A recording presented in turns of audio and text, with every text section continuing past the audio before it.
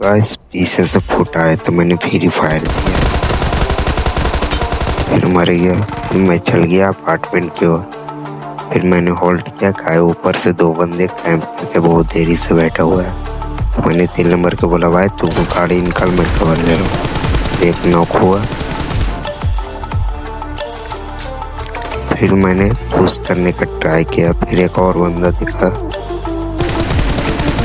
फिर उसे भी नॉक करके मैंने जस्ट ऊपर के साइड भागना स्टार्ट कर दिया कि हमको मालूम था कि वो कॉल हो जाएगा।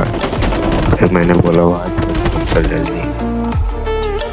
फिर इतने में मेरा दोस्त ग्रेनेड खींचा, लेकिन तब तक मैं पुश कर चुका था। ये आपका 1v4 कैसा लगा मुझे एक बार कमेंट में जरूर बताइए। अबे तू सब जो सपोर्ट करो, वेट नहीं करता यार।